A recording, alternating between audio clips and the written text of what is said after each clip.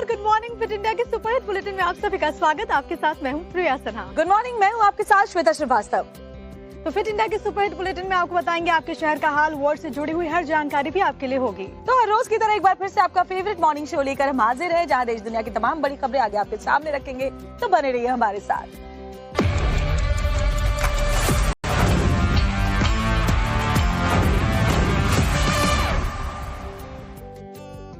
और सबसे पहले बात मध्य प्रदेश के राजगढ़ से आपको बताते एक पेट्रोल पंप में यहाँ जबरदस्त आग लग गई है और इसके बाद अफरा तफरी का माहौल हो गया। खबर ये है कि 12 बाइक्स ऐसी बताई जा रही है जो कि वहाँ पर मौजूद थी, जो कि एकदम से जल जाती हैं। भीषण आग में पेट्रोल से भरा टैंकर भी जलकर खाक हो गया है। 12 लोगों की झुलसने की खबर है। दरअसल टैंकर से अंडरग्राउंड टैंक में तेल भरते समय ही आग लग जाती है और क्योंकि ये पेट्रोल पंप था, ऐसे में आग बहुत तेजी के साथ फैली। किसी को संभलने का मौका नहीं मिला और हादसे में पेट्रोल पंप पर खड़े जो 12 लोग थे वो झुलस गए। सभी घायलों को अस्पताल में भर्ती करवाया गया है। तो सभी घायलों को पचोर, शाजापुर और निजी अस्पतालों में एडमिट किया गया। एक गंभीर रूप से जख्मी है जिसको इंदौर रेफर किया गया। पेट्रोल पंप कर्मचारियों ने वहां पर कोशिश की कि आग पर काबू पाया जा सके, लेकिन काफी ज्यादा मशक्कत करनी पड़ी। आप इन तस्वीरों को देखिए, कितना भयावह यह दृश्य है। तो पेट्रोल पंप में जिस वक्त टैंकर से अंडरग्राउंड टैंक में तेल भरा जा रहा था, उसी समय आग लग जाती है और उसके बाद आग देखिए कितनी तेजी के साथ फैलती है और भीषण लपटे आप इस वक्त देख सकते हैं। हालांकि जो पेट्रोल पंप कर्मी थे उन्होंने फौरन वहां पर जो फायर सेफ्टी उपकरण थे उनकी मदद से आग बुझाने का काम शुरू किया। मत जा बेटा, पीछे रह। और इस वक्त की एक बहुत बड़ी खबर है प्रधानमंत्री नरेंद्र मोदी से जुड़ी हुई, जहां पर एसपी सांसद ने प्रधानमंत्री के लिए अमर्यादित शब्दों का इस्तेमाल किया है। तो उन्होंने सीमाएं लांघ दी हैं। बड़ी खबर हम आपको बता रहे हैं। सांसद अजेंद्र सिंह लोधी ने सियासी मर्यादा लांघी है। पीएम के देश के पैगाम वाले बात को लेकर के विवादित बोल उनकी ओर से बोले गए हैं।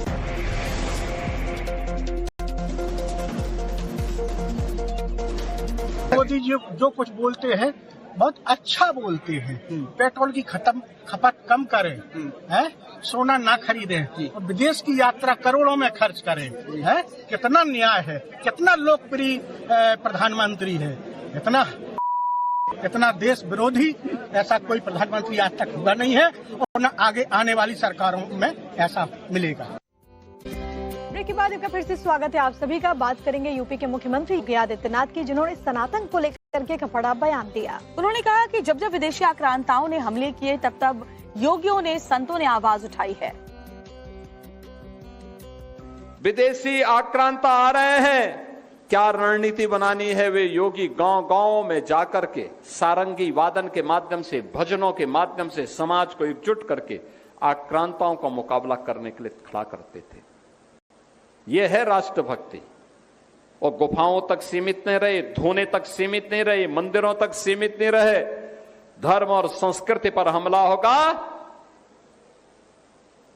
तो यह योगी बैठेगा नहीं, उसका मुकाबला करेगा, मुंहतोड़ जवाब देगा।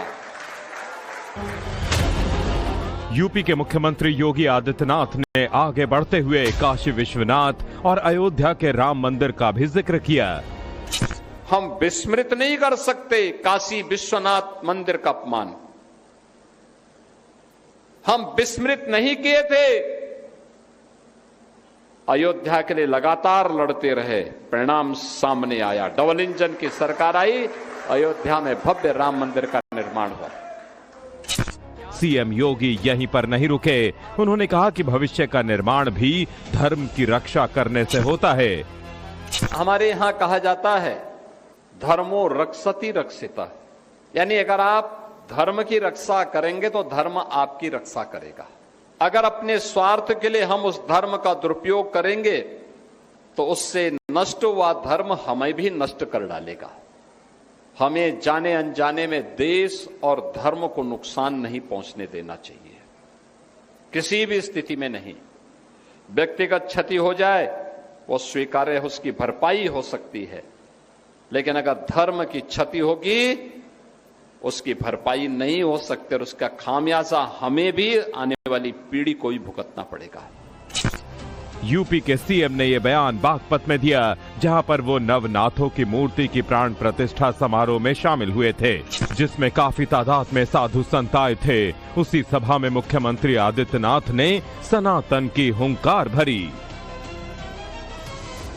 उज्जैन के महाकाल मंदिर में टेका मत्था भस्म आरती में हुई शामिल। और चलिए अब बात करते हैं असम की, जहां से आज के दिन की सबसे बड़ी खबर है कि आज शपथ ग्रहण समारोह होने वाला है। हिमंता बिस्वा शर्मा आज शपथ ग्रहण करेंगे। तो तस्वीरें वहां से सामने आएंगी, लेकिन उससे पहले महाराष्ट्र के डिप्टी सीएम एकनाथ शिंदे से नव भारत ने खास बातचीत भी की है। लेकिन उससे पहले आपको बता दें, गुवाहाटी में हिमंता का शपथ ग्रहण समारोह होगा। राज्यपाल लक्ष्मण प्रसाद आचार्य दिलाएंगे शपथ। तो सुबह 11:40 का वक्त बताया जा रहा है जब हिमंता बिस्वा शर्मा लगातार दूसरी बार शपथ ग्रहण करेंगे और इसी के साथ वो इतिहास रचेंगे, क्योंकि पहले ऐसे गैर कांग्रेसी मुख्यमंत्री होंगे जो कि दूसरी बार बैक टू बैक यहाँ पर शपथ ग्रहण करने वाले मुख्यमंत्री के तौर पर। एक रिपोर्ट देखिए। पश्चिम बंगाल के बाद आज असम में बीजेपी सरकार की ताजपोशी हो रही है। हिमंता बिस्वा शर्मा लगातार दूसरी बार राज्य के मुख्यमंत्री की कमान संभालने जा रहे हैं। गुवाहाटी के खानपुरा का पशु चिकित्सा महाविद्यालय मैदान शपथ ग्रहण समारोह के लिए पूरी तरह तैयार हो गया है। यहाँ पर असम के गवर्नर लक्ष्मण प्रसाद आचार्य हिमंता बिस्वा को मुख्यमंत्री और 4 विधायकों को मंत्री पद और गोपनीयता की शपथ दिलाएंगे। हिमंता के ओथ सेरेमनी में बीजेपी के कई दिग्गज नेता शामिल होंगे। प्रधानमंत्री नरेंद्र मोदी और केंद्रीय गृह मंत्री अमित शाह शपथ ग्रहण में शामिल होंगे। बीजेपी के राष्ट्रीय अध्यक्ष नितिन नवीन और वित्त मंत्री निर्मला सीतारमण शिरकत करेंगी। एनडीए शासित राज्यों के मुख्यमंत्री और डिप्टी चीफ मिनिस्टर हिस्सा लेंगे। हमारा लगता है कि एक भव्य समारोह होगा और पूरा आसाम से हमारे बूथ लेवल का जो कार्यकर्ता होते हैं, बूथ अध्यक्ष से लेकर हमारे पार्टी का ज्येष्ठ कार्यकर्ता सारे लोग समारोह में मौजूद हैं। हिमंता के अलावा बीजेपी समेत कई गठबंधन दलों के विधायकों को आज मंत्री पद मिलने जा रहा है। बीजेपी की अजंता नियोग और रामेश्वर तेली मंत्री पद की शपथ लेंगे। एजीपी चीफ अतुल बोरा और बीपीएफ के चरण बोरो मंत्री बनने जा रहे हैं। इसके साथ ही राज्य में एनडीए सरकार का लगातार तीसरा कार्यकाल शुरू होगा। 2016 में तत्कालीन मुख्यमंत्री सर्बानंद सोनोवाल के नेतृत्व में पहली बार सत्ता में आने के बाद से ये राज्य में राजग का लगातार तीसरा कार्यकाल होगा। एनडीए ने 126 सदस्यीय विधानसभा में रिकॉर्ड 102 सीट पर जीत हासिल की है। बीजेपी ने अकेले 82 सीट जीतकर राज्य में पहली बार अपने दम पर बहुमत हासिल किया, जबकि एजीपी और बीपीजी को 10-10 सीटें मिली हैं। महाराष्ट्र के उप मुख्यमंत्री एकनाथ शिंदे भी आज ताजपोशी में शामिल होने वाले हैं। उससे पहले उन्होंने खास बातचीत नव भारत के साथ की है, जिसमें उन्होंने हिमंता बिस्वा शर्मा के साथ अपना पुराना नाता बताया है। दरअसल जब गुवाहाटी वो पहुंचे तो उन्होंने मां कामाख्या के दर्शन किए और इस दौरान उन्होंने ये कहा कि माता की कृपा से असम और महाराष्ट्र दोनों जगह डबल इंजन की सरकार है। हमने उनसे खास बातचीत की, आपको सुनवाते हैं। मां कामाख्या का आशीर्वाद 2022 में 4 साल पहले हमें भी मिला और हिमंता को भी मिला है और वो याद जो है आज भी जो याद आ रही है पिछले 4 साल पहले, क्योंकि उस वक्त भी हमें यहाँ की सरकार मुख्यमंत्री हिमंता बिस्वा शर्मा जी और उनकी टीम ने बहुत ही हमारे लिए योगदान दिया और निश्चित रूप से हम लोग उसी वक्त रेडिसन होटल में थे और यहाँ से जाने के बाद महाराष्ट्र की सरकार, जो गठबंधन की सरकार हमने बनाई और जो जनता के लिए जरूरी थी और महाराष्ट्र के विकास के लिए जरूरी थी, मां कामाख्या का आशीर्वाद उस वक्त भी हमें मिला है और इस बार हिमंता बिस्वा शर्मा जी और उनके सरकार को बहुत बड़ा आशीर्वाद मिला और इसलिए लैंडस्लाइड मैंडेट मिला है। अब बहुत बड़े पैमाने पर डबल इंजन की सरकार काम करेगी, या इंफ्रास्ट्रक्चर काम होगा या कई योजनाएं, कई प्रकल्प आगे बढ़ेंगे, यहाँ का विकास होगा, डेवलपमेंट होगा। अब खबर पीएम मोदी से जुड़ी हुई, जहां एसपी सांसद ने प्रधानमंत्री नरेंद्र मोदी को गाली दी है, अभद्र भाषा का इस्तेमाल किया है। अजेंद्र सिंह लोधी बताए जा रहे हैं जिन्होंने सियासी मर्यादा को लांघ दिया। पीएम के देश के पैगाम को लेकर के उनके विवादित बोल सामने आए। उन्होंने पीएम के लिए अपशब्दों का इस्तेमाल किया। तो एसपी सांसद ने पीएम मोदी को गाली दी है, अपशब्दों का इस्तेमाल किया है। आपको इस रिपोर्ट में दिखाते हैं पूरी खबर। मोदी जी जो कुछ बोलते हैं बहुत अच्छा बोलते हैं। पेट्रोल की खपत कम करें, हैं? सोना ना खरीदें और विदेश की यात्रा करोड़ों में खर्च करें। हैं? कितना न्याय है, कितना लोकप्रिय प्रधानमंत्री है, इतना इतना देश विरोधी ऐसा कोई प्रधानमंत्री आज तक हुआ नहीं है और न आगे आने वाली सरकारों में ऐसा मिलेगा। महोबा से एसपी सांसद अजेंद्र सिंह लोधी की ये बाइट तो महज 23 सेकंड की है, लेकिन आधे मिनट से भी कम में उन्होंने जो बयान दिया है उसमें उन्होंने पूरी राजनीतिक मर्यादा को तार तार कर दिया है। प्रधानमंत्री नरेंद्र मोदी के पेट्रोल डीजल पर देश हित के अपील का जवाब अखिलेश यादव के सांसद ने गाली गलौज से दिया है। मोदी जी जो कुछ बोलते हैं बहुत अच्छा बोलते हैं। पेट्रोल की खपत कम करें, हैं? सोना ना खरीदें और विदेश की यात्रा करोड़ों में खर्च करें। हैं? कितना न्याय है, कितना लोकप्रिय प्रधानमंत्री है। इतना देश विरोधी ऐसा कोई प्रधानमंत्री आज तक हुआ नहीं है और न आगे आने वाली सरकारों में ऐसा मिलेगा।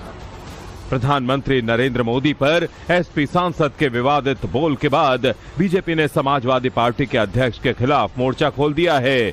यूपी बीजेपी अध्यक्ष पंकज चौधरी ने अखिलेश यादव से डायरेक्ट सवाल पूछ लिया कि वो कब अपने सांसद के बिगड़े बोल पर एक्शन लेने वाले हैं। पहली बार नहीं हुआ। समाजवादी पार्टी को जनता जब जब हार का आईना दिखाती है, इसी प्रकार से समाजवादी पार्टी लगातार अब शब्दों का इस्तेमाल करती है। मैं सपा प्रमुख से पूछना चाहता हूं कि जो सपा सांसद ने ये देश का अपमान किया है और जिस भाषा का इस्तेमाल किया है, ऐसे सांसद को तुरंत पार्टी से उन्हें निष्कासित करना चाहिए।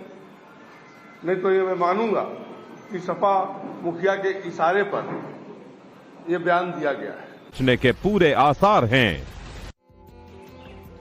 और प्रधानमंत्री नरेंद्र मोदी ने 2 दिन के भीतर 2 बार देश के नाम एक पैगाम दिया है। उन्होंने देशवासियों से अपील की है पेट्रोल और डीजल को बचाने के लिए। इसके अलावा अगर जरूरी नहीं है तो सोने की खरीद भी ना हो, ये भी उन्होंने कहा। उन्होंने वर्क फ्रॉम होम की बात कही, ऑनलाइन क्लासेस की बात कही। इसके अलावा उन्होंने ये भी कहा कि आप स्वदेशी सामान खरीदने पर जोर दें ताकि देश का पैसा बाहर न जाए। प्रधानमंत्री नरेंद्र मोदी ने देशवासियों को संकट से निपटने के लिए जो पैगाम दिया था, वो बात उन्होंने फिर से सोमवार को सोमनाथ अमृत महोत्सव में शामिल होने के बाद दोहराई। पीएम मोदी ने एक जनसभा को संबोधित करते हुए देश के लोगों से विदेशी मुद्रा बचाने और सोना कम खरीदने की अपील की। देश हित में हमको ये तय करना पड़ेगा कि साल भर तक घर में कोई भी फंक्शन हो, कोई भी कार्यक्रम हो, हम सोने के गहने नहीं खरीदेंगे। प्रधानमंत्री नरेंद्र मोदी ने सोमनाथ की पावन धरती से स्वदेशी पर भी हुंकार भरी। मैं कोविड काल में भी आग्रह करता था कि हम स्थानीय चीजें खरीदें, वोकल फॉर लोकल के मंत्र को लेकर चले। हम मेड इन इंडिया चीजें खरीदकर भी विदेशी मुद्रा बचा सकते हैं और हमारे देश में स्थानीय उत्पादन की कोई कमी नहीं है। चाहे जूते हो, पर्स हो, बैग हो, हमें स्वदेशी पर बल देना चाहिए। पीएम मोदी ने कोरोना काल की तरह ही अभी जो मध्य पूर्व संकट से जो हालात बने हुए हैं, उसको देखते हुए ऑनलाइन क्लासेस और वर्क फ्रॉम होम करने की नसीहत लोगों को दी। साथियों, हमने कोरोना के समय में वर्क फ्रॉम होम की, ऑनलाइन मीटिंग्स की, वीडियो कॉन्फ्रेंस की, ऐसी अनेक व्यवस्थाएं विकसित की और हमें आदत भी हो गई थी। आज समय की मांग ऐसी है कि उन व्यवस्थाओं को हम फिर से शुरू करें तो वो देश हित में होगा। पीएम ने यह भी कहा कि जिन क्षेत्रों में युद्ध के हालात हैं, उससे हमारे देश की सप्लाई चेन पर भी असर पड़ा है। ऐसे में लोगों को छोटे छोटे संकल्प लेने की जरूरत है ताकि देश का पैसा बाहर नहीं जा सके। प्रधानमंत्री नरेंद्र मोदी ने मिडिल ईस्ट संकट को लेकर देश के नाम जो पैगाम दिया है, उसको लेकर महाराष्ट्र के डिप्टी सीएम एकनाथ शिंदे ने भी कई बातें कही। नव भारत से उन्होंने खास बातचीत की और इसको लेकर के उन्होंने कहा विपक्ष के रवैये पर सवाल उठाते हुए कि विपक्ष के पास कोई काम नहीं बचा, उनका सिर्फ और सिर्फ काम है प्रधानमंत्री पर आरोप लगाना। मुख्यमंत्री एकनाथ शिंदे ने विपक्ष के अगर नाकाम होता तो ये पश्चिम बंगाल के लोग वोट करते, आसाम के लोग वोट करते। ये मोदी जी के ऊपर पूरा भरोसा जताया है क्योंकि देश को मोदी जी आगे बढ़ा रहे। कई देशों की अर्थव्यवस्था डगमगा गई है, चरमरा गई है, लेकिन ऐसे परिस्थिति में हमारे देश की अर्थव्यवस्था को आगे बढ़ाने का काम 11वें नंबर से 4थे नंबर पर लाने का काम अभी 3रे नंबर पर लाने का संकल्प किया है। आत्मनिर्भर भारत बना रहे, एक आर्थिक महासत्ता के रूप में भारत उभर रहा है, तो नाकामी कैसे कह सकते हैं? अभी जब हालात ऐसे है, जब ईरान इराक जो युद्ध हुआ पिछला पहले से, अभी ईरान इजराइल और अमेरिका का युद्ध चालू है। अब उस वक्त जब इंपोर्ट होता है, ऑयल होता है, क्रूड ऑयल होता है, तो ऐसे समय में हम अगर उसका नियोजन नहीं करेंगे तो कब करेंगे? ये राष्ट्र हित की बात है, देश हित की बात है। इसमें सभी विपक्ष ने साथ देना चाहिए।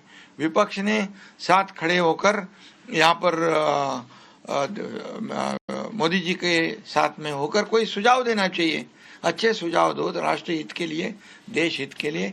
तब ऐसे समय में राजनीति करना उचित नहीं है। राजनीति करने के लिए कई मौके हैं, राजनीति करने के समय कई है, लेकिन जब विपक्ष देखते हैं कि हमेशा प्रधानमंत्री जी का जो बदनामी है देश में भी करते हैं, देश के बाहर जाके भी करते हैं, तो ये कैसी देशभक्ति है, कैसी राष्ट्रभक्ति है? पर हमला, दफ्तर के शीशे तोड़े गए, ऑफिस में मौजूद नेताओं पर हमला किया गया। और सोचिए कि 720 नंबर वाले पेपर में 600 नंबर वाला पेपर अगर गेस्ट पेपर से मिल जाए तो सवाल उठने लाजमी है। केरल से राजस्थान तक अब इस मामले की जांच जारी है। कैसे यूजी नीट 2026 के सैंपल पेपर का 400 सवालों वाला गेस्ट पेपर हूबहू असली से मिलता हुआ नजर आया। आपको दिखाते पूरी खबर इस रिपोर्ट में। 3 मई को देश भर में नीट यूजी 2026 की परीक्षा हुई थी। आशंका है कि परीक्षा का पर्चा पहले ही लीक हो गया था। राजस्थान में कई स्टूडेंट्स के पास हाथ से लिखा हुआ गेस्ट पेपर मिला है, जिसके सवाल असल परीक्षा से मैच हो रहे हैं, जिसको लेकर एक बार फिर नीट की विश्वसनीयता पर सवाल उठ रहे हैं। राजस्थान के स्पेशल ऑपरेशन ग्रुप यानी एसओजी ने इंटेल इनपुट पर कार्रवाई करते हुए देहरादून, सीकर और झुंझुनू से 13 संदिग्धों को हिरासत में लिया है। इसमें सीकर के कोचिंग इंस्टीट्यूट से जुड़े करियर काउंसलर भी शामिल हैं।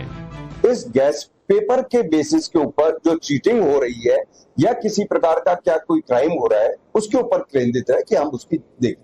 हमने काफी लोगों से बातचीत करी है कि किस जगह से ओरिजिन हुआ है, कहां से क्या हुआ है, लेकिन जो बच्चे जो एग्जाम्स दे रहे थे उनके पास में उनके व्हाट्सएप पे, उनके उसके मोबाइल के ऊपर इसका ट्रेवल होना पाया गया है। स्टूडेंट्स तक जो क्वेश्चन बैंक या गेस्ट पेपर पहुंचा, उसमें फिजिक्स, केमिस्ट्री और बायोलॉजी के 300 से ज्यादा सवाल हैं।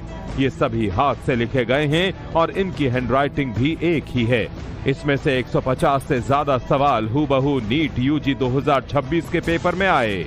एसओजी ने साफ किया है कि कथित गेस्ट पेपर व्हाट्सएप के जरिए पहुंचा था। देहरादून, केरल से लेकर सीकर तक इसके तार जुड़े हैं। इस गड़बड़ झाले से छात्र परेशान हैं, जिन्होंने दिन रात एक कर इस परीक्षा की तैयारी की थी। भोपाल और दिल्ली में हमारे संवाददाता ने कुछ अभ्यर्थियों से बातचीत की। उन्होंने क्या कुछ कहा, जरा पहले ये सुनिए। क्योंकि इससे जो बच्चे साल भर से तैयारी कर रहे होते हैं उनका नुकसान होता है। अगर नीट का पेपर लीक होता है तो जो साल भर से प्रिपरेशन कर रहे हैं, फिर हम एग्जाम भी अगर दे भी लेते हैं, उसके बाद पता चलता है तो हमारा मतलब ऐसे ही टूट जाता है कि हमारा 1 साल भी बर्बाद होगा और फिर प्रिपरेशन फिर से करनी पड़ेगी। नीट में पेपर लीक की ये बहुत दुख की बात है, इसलिए नहीं क्योंकि जिस कैंडिडेट ने एग्जाम दिया उसके 3 घंटे बर्बाद हो गए, पर उसके पीछे की जो साल भर 2 साल की मेहनत होती है वो भी उसके पीछे की बर्बाद हो जाती है। और इंडिया की इतनी बड़ी एग्जाम एजेंसी है एनटीए, जो एग्जाम कंडक्ट करवाती है, उनसे इतनी बड़ी लापरवाही होना भी बहुत बड़ी बात होती है। पिछली बार भी जैसा कि पेपर लीक हो गया था, इस बार भी आशंका जगाई जा रही है। ऐसे में ना हम बहुत मेहनत करके पढ़ाई करते हैं, हम मिडिल क्लास फैमिली से बिलोंग करते हैं, पैसे लगाते हैं, लेकिन आखिर में जाकर पता चलता है कि पेपर लीक हो गए। इस वजह से हमारा जो कॉन्फिडेंस है ना वो कम होता जा रहा है। नीट के लिए बच्चों को तैयार करने वाले, कोचिंग चलाने वाले टीचर भी इससे परेशान हैं। ये तो छात्रों के हित में बहुत ही गलत हुआ है, क्योंकि ऐसा होना नहीं चाहिए। लेकिन हम देख रहे हैं कि बीते कई सालों से जो नीट का पेपर है वो विवादास्पद है ना। तो इससे बच्चों को समस्या आती है, कहीं ना कहीं बच्चे अपने पाथ से डीमोटिवेट होते हैं। अगर आप कंपेयर करेंगे तो पिछले साल की तुलना में इस बार बच्चे नीट में अपीयर कम हुए हैं। रीजन क्या है? बच्चों का जो भरोसा है ना, वो नीट से धीरे धीरे कम होता जा रहा है। 21 जून 2024 को देश में एंटी पेपर लीक कानून लागू किया गया था। ये कानून भर्ती परीक्षाओं में नकल और अन्य गड़बड़ियां रोकने के लिए लाया गया था। इस कानून के तहत पेपर लीक करने या आंसर शीट के साथ छेड़छाड़ करने पर कम से कम 3 साल जेल की सजा और 10 लाख तक के जुर्माने का भी प्रावधान है। लेकिन इन सब के बीच सवाल यही है कि ये केवल कागजों तक ही सीमित है। और सपा सांसद के विवादित बोल पर यूपी के मुख्यमंत्री योगी आदित्यनाथ ने जमकर सवाल उठाए। उन्होंने सोशल मीडिया पर पोस्ट करते हुए कहा कि पीएम पर असंसदीय टिप्पणी अशोभनीय है, अक्षम्य है। तो बड़ी खबर आपको बता रहे हैं, जहां योगी आदित्यनाथ ने सोशल मीडिया पर पोस्ट किया और लिखा कि विश्व के सर्वाधिक लोकप्रिय जननेता आदरणीय प्रधानमंत्री जी के प्रति एक सांसद के द्वारा की गई असंसदीय टिप्पणी न केवल अशोभनीय और अक्षम्य है, बल्कि भारतीय लोकतांत्रिक मर्यादाओं पर भी गंभीर आघात है। सीएम योगी आगे लिखते हैं कि कृत्य राजनीतिक कुसंस्कार, वैचारिक दिवालियापन और सार्वजनिक जीवन की शालीनता के प्रति अनादर को प्रकट करता है। 145 करोड़ देशवासियों के जनादेश, विश्वास और भारत की लोकतांत्रिक गरिमा का भी अपमान है। तो बड़ी खबर आपको बता रहे हैं, और ऐसे देश की जनता ऐसे अमर्यादित आचरण का उत्तर समय आने पर अवश्य देगी, योगी आदित्यनाथ ने ये भी कहा है। और आपको सुनवा देते हैं, सपा सांसद अजेंद्र सिंह लोधी ने पीएम मोदी की जनता से की गई अपील को लेकर क्या विवादित बयान दिया था। मोदी जी जो कुछ बोलते हैं बहुत अच्छा बोलते हैं। पेट्रोल की खपत कम करें, सोना ना खरीदें और विदेश की यात्रा करोड़ों में खर्च करें। कितना न्याय है, कितना लोकप्रिय प्रधानमंत्री है, इतना देश विरोधी ऐसा कोई प्रधानमंत्री आज तक हुआ नहीं है और न आगे आने वाली सरकारों में ऐसा मिलेगा। और इस पूरे मामले को लेकर के ओपी राजभर ने भी जोरदार हमला बोला है। उन्होंने सपा पर सवाल उठाए हैं। उन्होंने कहा कि एबटाबाद के मौलाना से भी आगे अखिलेश निकल गए हैं। तो बड़ी खबर आपको बता रहे हैं, एबटाबाद के मौलाना से भी आगे निकले अखिलेश। ओपी राजभर ने ये तंज कसा है। तो पीएम मोदी पर आपत्तिजनक टिप्पणी अखिलेश यादव की भाषा है, ओपी राजभर कह रहे हैं। और ये भी कह रहे हैं कि अखिलेश अगर समझा दें तो कोई ह्यूमन बम बनकर फट सकता है। एबटाबाद के मौलाना से भी आगे निकले अखिलेश।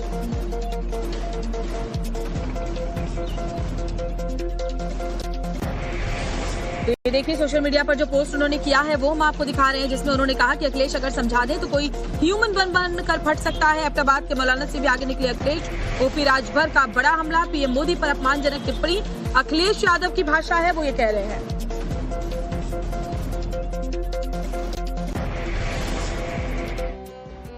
अब बात नई नवेली पश्चिम बंगाल की सरकार की करते हैं, जहां शुभेंदु सरकार ने कैबिनेट की पहली बैठक में ही बड़ा फैसला लिया है। भारत बांग्लादेश बॉर्डर पर फेंसिंग के लिए शुभेंदु सरकार ने बीएसएफ को जमीन देने की जो प्रक्रिया है वो शुरू कर दी है। और इस दौरान मुख्यमंत्री शुभेंदु अधिकारी ने कहा कि 45 दिन के भीतर ये जमीन बीएसएफ को दे दी जाएगी ताकि अवैध घुसपैठ को रोका जा सके। पश्चिम बंगाल चुनाव में बीजेपी ने अवैध घुसपैठ रोकने के लिए पार्टी के दिग्गज नेताओं ने जो रैलियों में वादे किए थे, अब उसको शुभेंदु सरकार की तरफ से अमली जामा दिया जाने लगा है। मुख्यमंत्री शुभेंदु सरकार ने नवन्ना में सोमवार को अपनी पहली कैबिनेट बैठक की, जिसमें सबसे बड़ा फैसला घुसपैठ रोकने को लेकर किया गया है। सीएम शुभेंदु ने 1.5 महीने के अंदर भारत बांग्लादेश बॉर्डर पर फेंसिंग करने के लिए बॉर्डर सिक्योरिटी फोर्स को जमीन देने का फैसला किया। इस बीच हमारे संवाददाता ने सिलीगुड़ी जाकर फेंसिंग का जायजा लिया और पाया कि यहां पर कई ऐसी जगह हैं जहां पर टीएमसी सरकार में फेंसिंग का काम नहीं हुआ था, जिसकी वजह से बंगाल में घुसपैठ का खतरा बढ़ गया था। लगभग 570 किलोमीटर जो है वो जो ये सीमा है उस पर फेंसिंग नहीं हुई है और ये मामला काफी दिनों से लटका हुआ है। स्टेट गवर्नमेंट जब यहाँ पर टीएमसी की सरकार थी पश्चिम बंगाल में, तो उस समय जमीन देने का पूरा मामला था जो कि अटका हुआ था। और अब बीजेपी की सरकार है, शुभेंदु अधिकारी यहाँ पर अब मुख्यमंत्री बने हैं और उन्होंने पहले ही मुख्यमंत्री बनने के साथ जो निर्णय लिया है कि सभी जो जमीन बॉर्डर सिक्योरिटी फोर्स यानी बीएसएफ को देना है फेंसिंग के लिए, उसको जल्द से जल्द हस्तांतरित किया जाए और इसके लिए उन्होंने समय भी निर्धारित कर दिया है। 45 दिन में ये पूरा काम जो है वो कंप्लीट करना है। और तो सिर्फ पश्चिम बंगाल से जो सीमा जुड़ती है वो 2217 किलोमीटर की सीमा जो है वो यहां से जुड़ती है। तो आप समझ सकते हैं कि किस तरह से काफी सेंसिटिव हो जाता है पश्चिम बंगाल सीमा की सुरक्षा और बांग्लादेश से जो सटे हुए इलाके हैं उससे जुड़ने पर। और पूरा एरिया ये जो आप देख पा रहे हैं, इधर आप दिखाइए एक बार, इधर कोई फेंसिंग नहीं है, यानी कि अगर कोई चाहे तो उस तरफ आराम से आसानी से जा सकता है, सीधे आप उतर के उस तरफ जा सकते हैं, उधर से आप अंदर घुस सकते हैं। तो ये फेंसिंग बहुत ही जरूरी है। और कितना सेंसिटिव हो जाता है, अगर कोई घुसपैठ करता है तो आसानी से इन इलाकों से यहाँ पर घुसपैठ कर सकता है। जब फेंसिंग हो जाए, यहाँ पर मॉनिटरिंग प्रॉपर हो, तब जाकर इन चीजों पर लगाम लगेगी। तो ऐसे में अब चूंकि बंगाल में टीएमसी की सरकार नहीं रही, बीजेपी की सरकार बनी है, तो ऐसे में अब उम्मीद जगी है, जिस तरह से शुभेंदु अधिकारी ने भी कह दिया है कि जल्द से जल्द जो जमीन का मामला है वो सुलझा देना है। वहीं मुख्यमंत्री शुभेंदु ने बंगाल में कानून व्यवस्था को लेकर पुलिस अफसरों के साथ हाई लेवल बैठक की, जिसमें अवैध हथियार और गोला बारूद बरामद करने और लॉ एंड ऑर्डर बनाए रखने के लिए विशेष अभियान चलाने के निर्देश जारी किए हैं।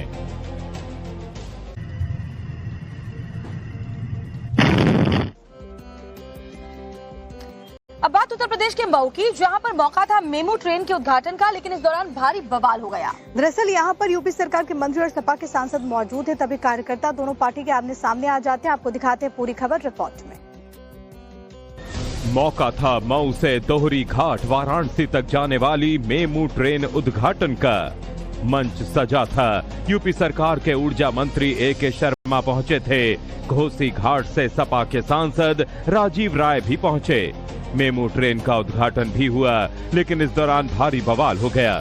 समाजवादी पार्टी और बीजेपी के कार्यकर्ता आपस में भिड़ गए।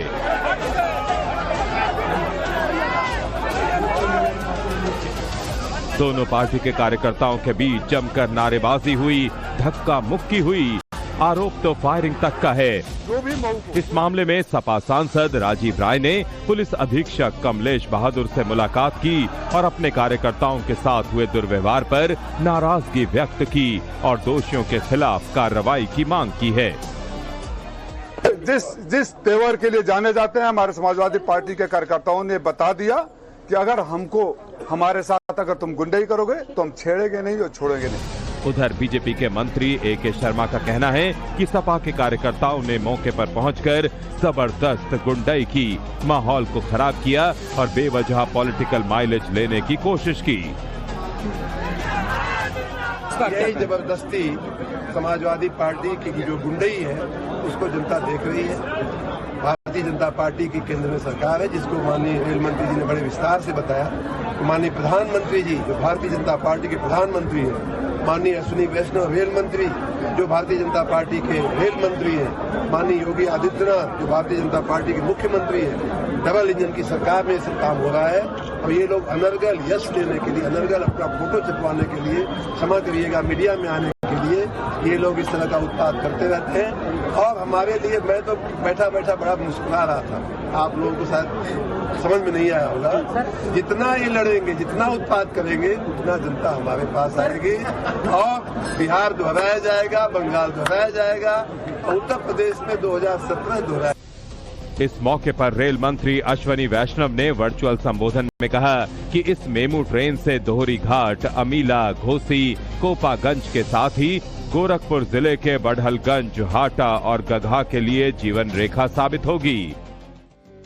चलिए बात करते हैं आगरा की, जहां पर नगर निगम में जबरदस्त बवाल हुआ। आगरा में बीजेपी के पार्षद ने महिला मेयर के सामने ही शर्टलेस होकर प्रोटेस्ट किया। इसके अलावा कांग्रेस पार्टी ने भी थाली बजा करके इसका विरोध किया और ये जो पूरा बवाल हुआ वो नाली की सफाई को लेकर हुआ था। हंगामे, नारेबाजी की ये तस्वीर आगरा में नगर निगम सदन के सामान्य अधिवेशन के दौरान देखने को मिली। मॉनसून से पहले नालों की सफाई न होने और अफसरों के कागजी दावे करने से गुस्साए बीजेपी के पार्षदों ने मेयर के डायस के सामने धरना दिया और अधिकारियों पर भ्रष्टाचार के आरोप लगाते हुए जमकर नारेबाजी की। बीजेपी पार्षद हरिओम गोयल ने नाले सफाई और भ्रष्टाचार का आरोप लगाते हुए महिला मेयर के सामने ही अपनी शर्ट उतार दी। मेयर हेमलता दिवाकर ने इसे गलत बताते हुए उन्हें कई बार रोका, लेकिन पार्षद हरिओम गोयल नहीं रुके, बल्कि उनका साथ देने के लिए बीजेपी के एक और पार्षद बराबर में बैठ गए। बीजेपी के पार्षद सदन के अंदर सवाल उठा ही रहे थे, तभी कांग्रेस के नेता और कार्यकर्ता जन समस्याओं को लेकर महानगर अध्यक्ष अमित सिंह के नेतृत्व में नगर निगम पहुंच गए और नगर आयुक्त से मिलने की मांग करने लगे, लेकिन उन्हें रोका गया तो कांग्रेस के लोग थाली बजाकर प्रदर्शन करने लगे। इस पर बीजेपी और कांग्रेस कार्यकर्ताओं के बीच तीखी नोक-झोंक हुई। बीजेपी के पार्षदों ने कांग्रेसियों के हाथ से धरने के स्लोगन वाली तख्ती छीनकर फाड़ दी। करीब 20 मिनट तक दोनों पक्षों में खींचतान चली। हालात बिगड़ते देख नगर निगम अधिकारियों को पुलिस बुलानी पड़ी।